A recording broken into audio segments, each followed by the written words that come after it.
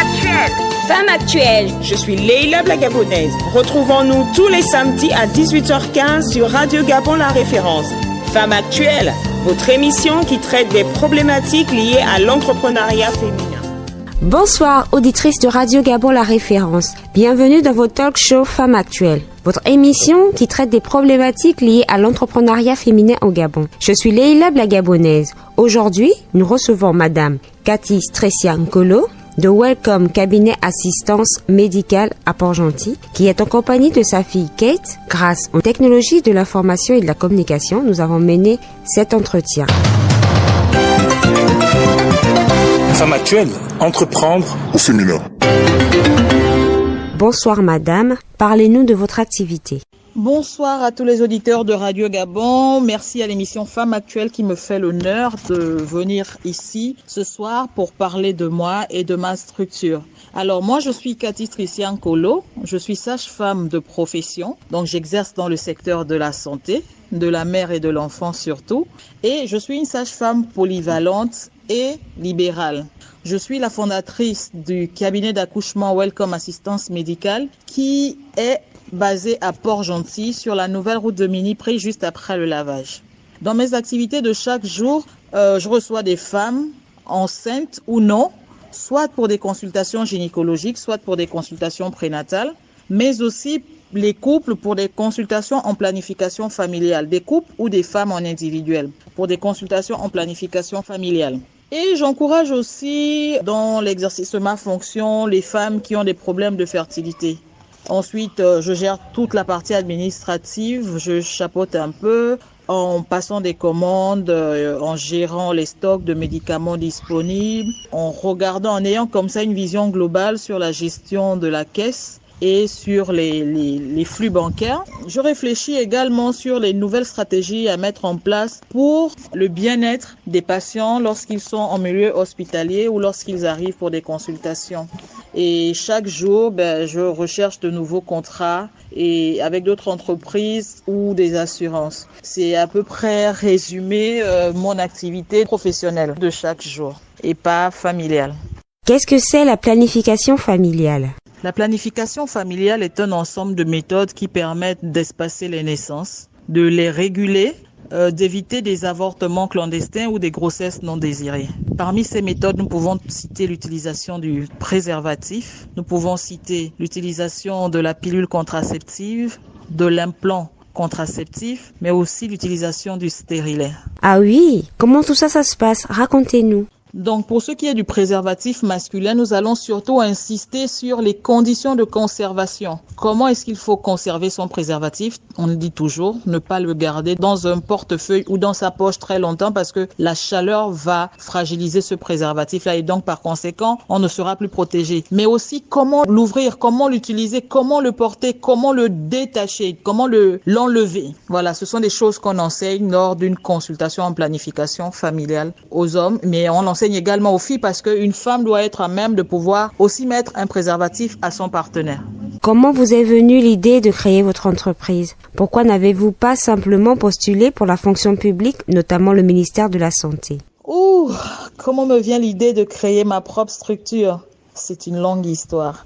C'est une longue et belle histoire. Rassurez-vous, je suis déjà diplômée de l'Université des sciences de la santé à Ovendo depuis 2005. Et mon premier poste d'affectation a été l'hôpital régional de Mélène où j'y passais une année. Au bout d'1 an, je supportais pas la vie à Libreville, le stress de la capitale, d'être loin de ma famille, surtout que je découvre Libreville pour la première fois en 2001 après l'obtention de mon bac. Donc je ne me retrouvais du tout pas. J'ai alors adressé un courrier aux ressources humaines demandant à être affectée sur Port-Gentil. Mais hélas, j'ai pas eu de réponse sur 2 à 3 courriers. Alors, j'ai décidé de partir. J'ai décidé de partir pour venir sur Port-Gentil. Et là, la chance me sourit. Quand j'arrive à Port-Gentil, je travaille dans une clinique privée en qualité de sage-femme major. Donc, j'ai la structure en main. Je gère un peu la comptabilité de cette structure avec le B.A.B.A. de mon bac B. Il faut dire que j'ai eu un bac B. et non un bac C ou D. Et puis finalement, je reste 2 ans dans cette structure privée. Après cette structure privée, j'ai la grâce d'atterrir chez les grands, comme on dit. Je suis embauchée chez Total Gabon, d'abord en qualité d'infirmière, parce que le poste de sage-femme n'étant pas libre, après un remplacement de 3 mois, ils ont vu mes compétences, ils l'ont apprécié. Ils m'ont dit qu'ils n'avaient pas de poste disponible pour moi, mais ils tenaient à me garder et me demandaient si j'étais d'accord pour occuper d'abord un poste d'infirmière. Vu que j'avais la compétence pour, je suis restée au poste d'infirmière pendant près de 2 ans. Et au finish, je suis montée en grade, comme on dit, et puis j'ai occupé un poste de sage-femme où je suis restée pendant 10 ans. Au bout de 10 ans, je ne me sentais plus à ma place, en fait. Je ne sentais pas trop mon utilité pour la nation parce que je réalisais que dehors, il y avait beaucoup de gens qui avaient besoin de moi, notamment les personnes économiquement faibles. Et alors là, je décide de démissionner de Total Gabon pour réintégrer la fonction publique à l'approche de mes 35 ans. Donc, je refais un circuit, je redépose un dossier et je demande une affectation pour Port-Gentil. Bingo! Cette fois-ci, mon affectation est accordée et je suis affectée au CHR de Port-Gentil et donc à la maternité. Je vais exercer pendant 2 ans sans toucher un centime. C'était assez difficile. Alors, au bout de 2 ans, je décide d'aller voir la RH pour leur dire « Je suis désolée, j'ai une famille, il faut que je travaille, il faut que j'ai un salaire et donc, par conséquent, je vais devoir démissionner. » Alors, je décide de démissionner. Ils me demandent de faire un courrier. Je fais mon courrier, je démissionne. Et c'est comme ça qu'à un moment donné, je prends la décision de me mettre à mon propre compte. Donc, une première structure va voir le jour et au bout de 1 an et demi d'ouverture, je décide de claquer la porte et m'en aller parce que je ne me retrouve pas dans ma vision, dans mes objectifs, dans mes ambitions personnelles. Et je décide de tout claquer, de tout lâcher et puis de rester à la maison. Et donc, c'est de là qu'une connaissance va venir à moi pour me dire « Mais pourquoi t'as arrêté de travailler? Pourquoi ?» Et donc là, va me revenir à nouveau l'envie de me relancer dans l'aventure et puis va naître Welcome Assistance Médicale. Nous sommes légalement constitués depuis le mois de décembre 2018. Le circuit que j'ai eu à faire a été d'abord d'aller au niveau de la NPI Gabon afin d'avoir une fiche unique d'enregistrement d'entreprise individuelle et de profession libérale parce que j'exerce aujourd'hui ma profession de sage-femme en tant que libérale. Ensuite, il a fallu se rapprocher du ministère de la Santé pour avoir une fiche d'identification en tant que structure sanitaire privée. Et donc là, vous avez une panoplie de visites, des inspecteurs de la santé, j'entends bien. Vous avez également la visite des agents de la mairie. Vous avez la visite d'un HSE qui vient regarder si les conditions de sécurité sont bien existantes. Et ensuite, avec tout ce dossier monté, vous l'adressez au ministère de la Santé qui va enfin valider ou non l'ouverture de votre structure. Donc, nous avons eu notre autorisation d'exercer signée par le ministre de la Santé et nous avons obtenu depuis le 14 décembre notre arrêté portant autorisation d'ouverture d'exploitation d'une structure sanitaire privée en République gabonaise. A-t-il été difficile pour vous de créer votre entreprise? Alors, vous dire aujourd'hui que ça a été difficile pour la création de mon entreprise, ce serait être de mauvaise foi. J'avoue que pour moi, créer Welcome Assistance Médicale n'a pas été très difficile vu que les textes légaux autorisent une sage-femme à avoir un cabinet d'accouchement. Donc, bien sûr, pour l'avoir, il faut avoir son diplôme et puis il faut avoir quelques fonds. Par contre, le démarrage était difficile en ce qui concerne l'acquisition du matériel parce qu'il fallait avoir le strict minimum qui pouvait permettre que le ministère agrée l'ouverture de votre structure. Donc, ce qui a été beaucoup plus difficile, c'est d'avoir les fonds nécessaires, surtout quand on est en autofinancement, surtout quand on est, entre parenthèses, enfant de Makaya. C'est pas très facile. Avec un peu de foi et de courage, on y arrive. Madame Kolo, quelle est votre situation matrimoniale? Combien d'enfants avez-vous? Alors, aujourd'hui, je suis une femme divorcée et une maman épanouie de 3 enfants. C'est ma situation aujourd'hui. Ah, Madame Kolo, nous pouvons ressentir toute l'émotion que vous dégagez en répondant à cette question. Ça prouve à juste titre qu'on peut être une femme divorcée, épanouie et entrepreneur. Auditrice de Radio Gabon, la référence, loin de moi l'idée de vous demander de divorcer.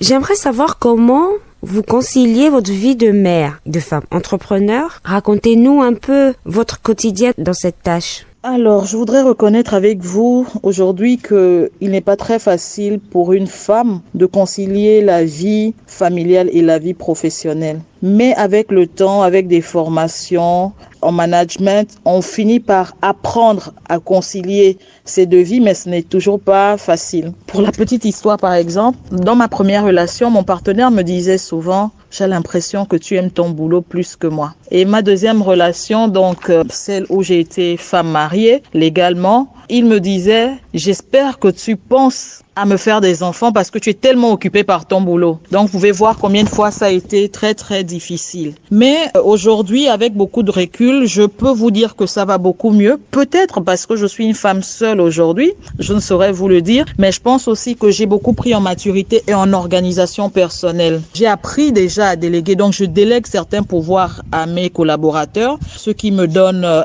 aisément le temps de penser à moi-même et à mes enfants. Et très vite aussi, j'ai appris à mes enfants à être autonomes. Donc, bien que je sois véhiculée, ils vont ou en taxi à l'école, ou alors ils sont déposés les jours où ils, comme toute bonne maman, je vais cogner à leur chambre à 6 heures. Je les encourage, je les motive à aller prendre leur douche, à prendre leur petit déjeuner. Pendant ce temps, moi, je retourne sous mes draps pour essayer de récupérer encore quelques minutes de sommeil. En position de chef d'entreprise, j'ai des employés, j'ai des collaborateurs, j'ai des personnes à qui je peux déléguer des fonctions et des pouvoirs, et ça me permet d'alléger beaucoup plus mon cerveau et puis de me faire un peu de beauté quand je peux, parce que le temps est tellement précieux pour moi aujourd'hui. Vos enfants, qu'est-ce qu'ils disent concernant votre activité entrepreneuriale? Je pense que mes enfants comprennent beaucoup ce que je fais. On a la chance de beaucoup communiquer. Je crois aussi qu'ils m'accompagnent parce que quand je suis au boulot, je peux revenir. Je trouve qu'ils ont fait ma chambre, ils ont fait mon lit, ils ont changé mes draps ou qu'ils m'ont fait un gâteau au four qui m'attend quand j'arrive. Je pense que ce sont des marques d'attention qui prouvent que vraiment ils me comprennent. Mais c'est pas toujours facile.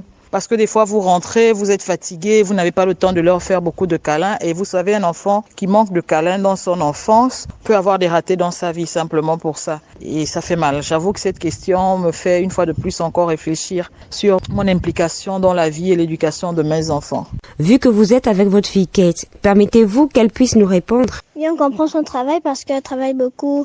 Elle fait beaucoup de choses pour nous et l'argent qu'elle travaille, c'est pour nous donner à manger et nous faire vivre dans de bonnes conditions. Nous l'aimons à cause de cela. C'est quelqu'un qui s'oublie souvent mais qui pense d'abord aux autres.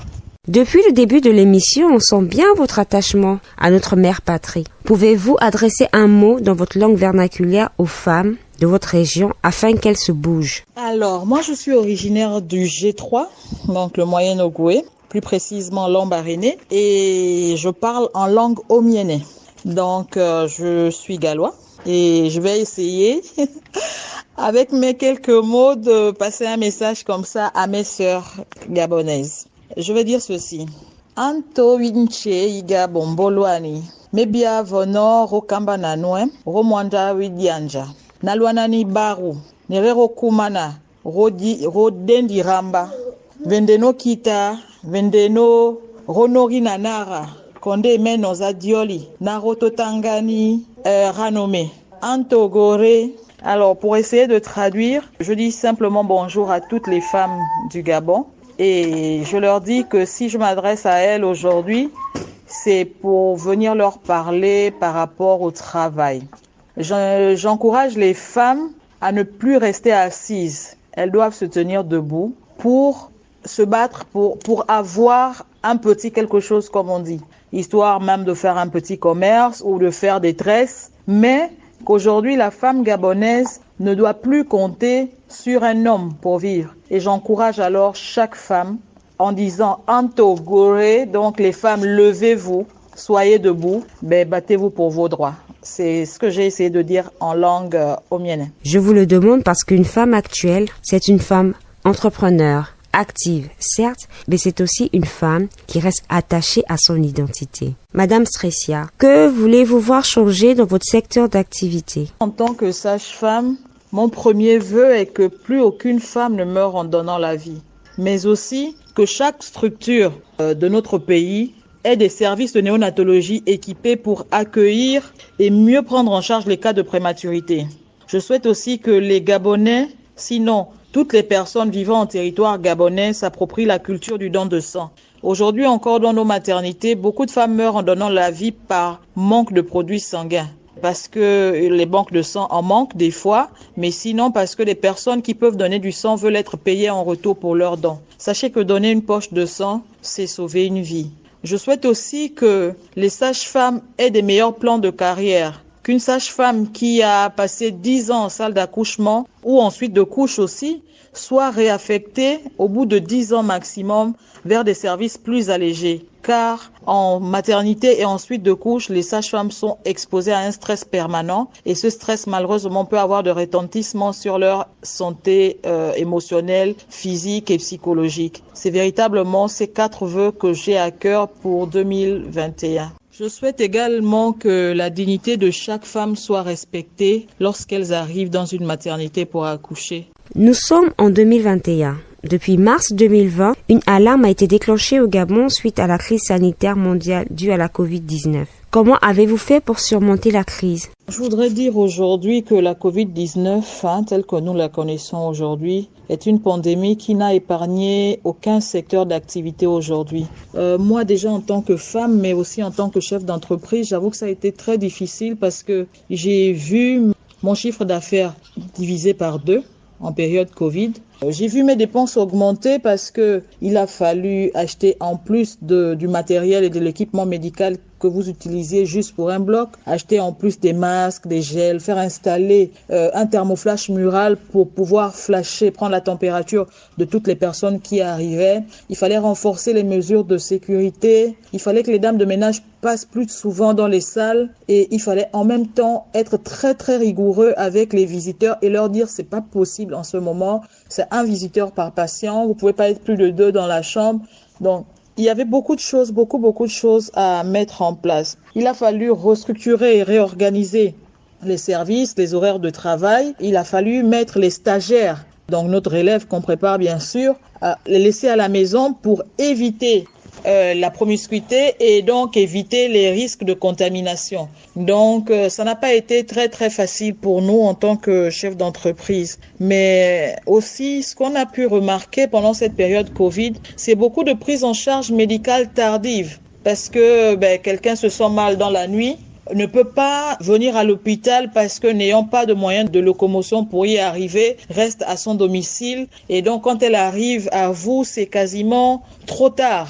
Ou alors quand on a un peu de chance, on arrive encore à remédier aux problèmes. Et donc tous ces problèmes sur le plan économique, sur le plan social, sur le plan organisationnel est un poids pour un chef d'entreprise, un vrai poids psychologique à porter. Ça a été vraiment quelque chose d'assez difficile. Et je peux raconter comme ça, pendant la période Covid, cette anecdote de cette femme qui m'a appelé une nuit. En fait, je suis une sage-femme très au contact des populations, très au contact de mes patients. Et donc, à chacune de mes patientes, après une consultation, je donne un numéro WhatsApp sur lequel elles peuvent m'appeler. Bon, j'interdis les appels, mais sur lequel elles peuvent communiquer par écrit pour poser une question de santé qu'on puisse décompter à distance. Et dans les cas d'extrême urgence, j'autorise à ces personnes de passer des coups de fil. Donc, ce qui fait que mon téléphone est ouvert 7 jours sur 7, 24 heures sur 24. Et puis, cette nuit-là, je me rappelle encore comme si c'était hier, en pleine émeute, j'ai dû partir de chez moi aux alentours de minuit parce qu'une femme m'avait appelé.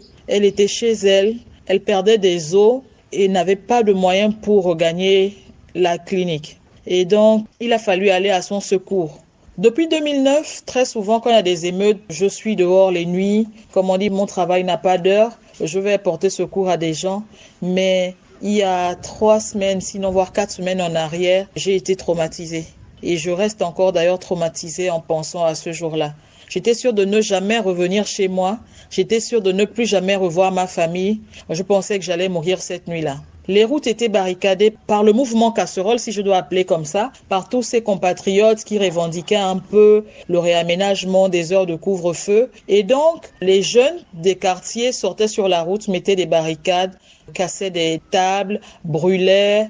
Et à chaque fois que j'avançais vers mon but, je tombais sur une barricade de plus en plus enflammée, au point que je me suis dit à un moment, mon Dieu, est-ce que je vais revenir chez moi? Est-ce que je serai vivante? Par la grâce de Dieu, j'ai pu arriver jusqu'à la dame, mettre cette dame dans ma voiture et l'a ramenée jusqu'à la clinique. Une femme d'ailleurs qui n'était pas à terme et qui a donné naissance à un enfant prématuré. Dieu merci, qui a passé quelques jours en couveuse. Aujourd'hui, ils sont repartis chez eux. Maman, bébé se portent bien. Il faut dire que dans ce genre de choses, il n'y a qu'un élan de cœur pour vous donner la force d'y arriver parce que vous ne vous imaginez même pas que ces personnes, c'était des personnes économiquement faibles, qui pouvaient même pas se payer leur accouchement, qui pouvaient même pas payer la mise en couveuse de leur bébé. Mais quand on a décidé de faire un boulot et qu'on est conscient qu'on fait un boulot noble, qu'on est conscient qu'on est créé à l'image de Dieu et que notre mission sur la terre est d'accompagner les autres parce que nous ne donnons pas la vie, nous sauvons des vies mais avec la grâce de Dieu et le soutien de Dieu. Donc, ça a été quelque chose d'assez difficile pour moi. Et là, je me suis arrêtée un petit moment pour dire, que fait l'État gabonais? Je ne veux lancer la pierre à personne. Je me suis arrêtée pour dire, pourquoi il n'y a pas d'ambulance dans la ville? Pourquoi la mairie de Port-Gentil ne met pas à disposition une ambulance qui pourrait faire le transport de nuit, que cela soit en période Covid ou non? J'ai toutes ces questions qui sont passées à travers de ma tête. Et à un moment, je me suis ressaisie et je me suis dit, il faut que ça cesse. Mais vous savez, quand vous êtes altruiste, quand vous avez trop d'amour pour les autres, c'est difficile de s'arrêter parce que ce que vous le faites sans vous et malgré vous. C'est vraiment difficile de s'arrêter. J'ai encore cette petite anecdote de cette dame qui m'appelle une nuit, après cet épisode de samedi noir, je vais l'appeler le samedi noir, pour me dire, Madame Cathy, je vous appelle parce que j'ai ma sœur qui a mal au ventre depuis le matin. Et là, ça devient de plus en plus douloureux. Elle ne supporte plus. Elle a du mal à tenir debout. Et nous n'avons pas de moyens pour nous rendre à l'hôpital. Est-ce que vous pouvez venir nous aider? Tout de suite, j'ai cette douleur du samedi noir qui remonte en moi et je me dis, je vais pas à nouveau aller prendre un risque en voulant aider le monde entier. Je peux pas aider la planète. Et puis, vous avez votre petit côté ange qui parle en vous et qui vous dit, si c'est quelqu'un qui est dans le besoin, prends courage, fortifie-toi, vas-y. Je suis allée secourir cette dame, je suis allée jusqu'à son domicile, la prendre, la ramener en clinique, mais imaginez-vous, qu'est-ce qui se passait? Cette dame avait fait une grossesse extra-utérine rompue. Elle avait du sang déjà assez collecté dans son ventre et si on ne la prenait pas en urgence, cette dame aurait perdu sa vie. Ça semble tout petit à l'échelle mondiale, à l'échelle de la complication qu'il pourrait y avoir, à l'échelle de toutes ces familles qui ont du mal à se nourrir aujourd'hui en période Covid, à l'échelle de toutes ces familles qui peuvent pas scolariser leurs enfants aujourd'hui en période Covid. Ça a l'air de rien, mais c'est des tristes réalités que malheureusement d'autres vivent et n'ont pas l'occasion, la possibilité de se prendre en charge, sinon de se faire accompagner par des personnes de bonne foi et de bonne volonté. Donc, c'est ces deux histoires pour vous expliquer combien de fois ça a été très dur en tant que professionnel de santé, en tant que femme, en tant que mère, en tant que chef d'entreprise pendant cette période Covid. Par exemple, j'ai eu des agents qui ont été en contact avec des patients Covid positifs qu'il a fallu tester par la suite en contrôle positif eux aussi, qu'il a fallu prendre en charge. Malheureusement, dans Port-Gentil, les traitements jusqu'à un passé très proche étaient payants. Une ordonnance pour un agent vous coûtait dans les 55 000. Vous imaginez quand vous en avez 3, 4, 5 qui sont testés positifs et quand vous avez une bonne foi, vous êtes obligé de payer pour ces agents-là. Mais derrière, combien dans leur famille vont être contaminés? On sait tous qu'un patient Covid positif contamine au moins 10 personnes, vous imaginez. Et donc, vous devez sortir tout cet argent-là. Ça a été assez dur. Dans la ville de Port-Gentil, n'y a-t-il pas le SAMU social? Je vous le demande car le SAMU social est un relais du ministère de la Santé et des centres hospitaliers, plus précisément, et que leur ambulance circule à des heures tardives. Lors de la première crise Covid, effectivement, le SAMU social a beaucoup travaillé dans la ville de Port-Gentil. Mais pendant cette deuxième vague, l'ambulance du service social était HS. Et donc, ça a été difficile de faire les relais. Et à côté de ça, le numéro vert du SAMU social n'est pas toujours facile d'accès. Sinon, les gens manquent d'informations en amont, d'informations sur le comment joindre le SAMU social. Donc, je pense que ça, c'est des choses à améliorer si prochainement on tombe dans une nouvelle crise par des sensibilisations, des prospectus, des flyers distribués ci et là pour que les gens aient des informations. Quelle est votre chanson préférée et pourquoi elle vous inspire?